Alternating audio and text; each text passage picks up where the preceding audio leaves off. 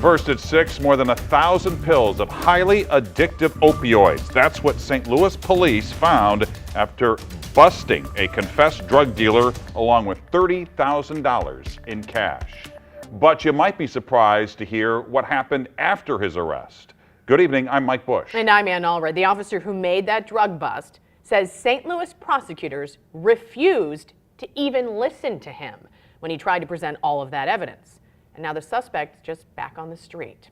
5 on your side investigative reporter Jacob Long is here with this I-Team exclusive. Jacob? Well, Mike and Ann, officers in this situation, they are required to turn over evidence when they believe they have probable cause that a crime has been committed. But the officer in this case claims when he tried to do that, he tried to do his job, the circuit attorney's office brushed him off.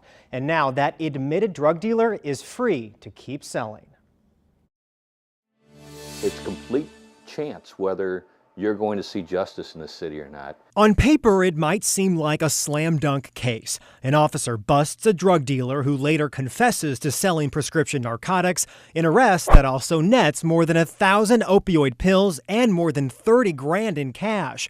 But what happened next, the St. Louis Police Union says, might shock you. I mean, we're in the middle of an opiate crisis where people are dying every day from opiate overdoses. And just completely dismissive of that case. On Friday, the lead officer on the case walked into the circuit attorney's office to apply for criminal charges, but instead, he was shown the door. They didn't even keep the report. They handed it back to him and said they weren't going to look at it. The officer, whose voice we are disguising to protect his identity and his safety at work, recorded the encounter on his cell phone. And I have to do this as part of my job. Like, there's a currency seizure involved. I have to do this today. I'm in my limit. I'm past 30 days on one of them.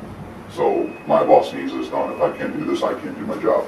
I will tell you that this application is not going to be processed. You guys aren't going to do it. Over the less than 2-minute conversation, neither the officer or the 3 investigators from the circuit attorney's office ever raised their voice, but the way everything ends is clear.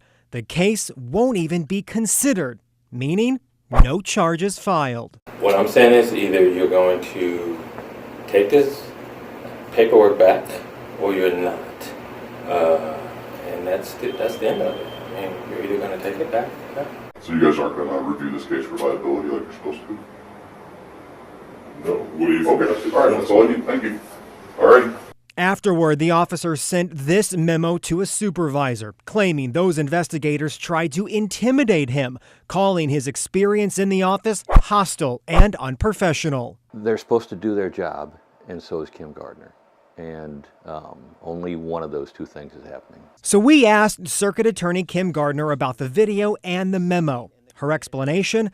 That officer is blacklisted by her office, and for good reason. The mischaracterizations of this individual and the situation that the officer brought to your attention, when we looked at the case, that is not even true. It's why Gardner says that officer is on her exclusion list with 28 other cops because of what she calls credibility issues. In fact, Gardner says the officer knew he wasn't even supposed to try and apply for charges. To have this officer handle it in the way that they handle it when time after time the process has been communicated to their supervisors. At that point, I mean, that's just taking matters in your own hand. But her exclusion list puts her at odds with some police, and their union says this is one example showing how that tension leaves the community at risk. Each one of those 1,000 pills that they caught him with has got the name of some young person on there who may overdose because this guy's still out in the street. Gardner says her office is now reviewing that drug case, and that's only because another officer from that same drug bust who's not on the exclusion list, he came in afterward to apply for charges, an outcome that is sometimes possible in these drug cases, but a lot of times with them, that officer is the sole witness. Meantime, Kim Gardner, she is defending her office's initial response to this situation, and she's standing by that exclusion list. So are officers who would maybe be the only person there just not supposed to be being on the street? Do they want them sitting on the desk, or Some how of are they them supposed have to- been reassigned to administrative desk jobs. Others are out on the street continuing to investigate crimes. They feel like they're legally obligated to do that and then legally obligated to turn them over. Many of them still do not know why they've put on that list. And as of today, we did learn that about 100 low-level drug cases have been tossed out because of officers on that list. And will they ever find out why they're on the list? Potentially, you know, as we've reported, this exclusion list is currently tied up in the court system between the circuit attorney's office and the police union, who believes it's not valid. All right, Jacob, thank you. Have something you want the 5 on Your Side I-Team and Jacob to look into? Email 5 on Your Side at KSTK.com or call 314-444-5231.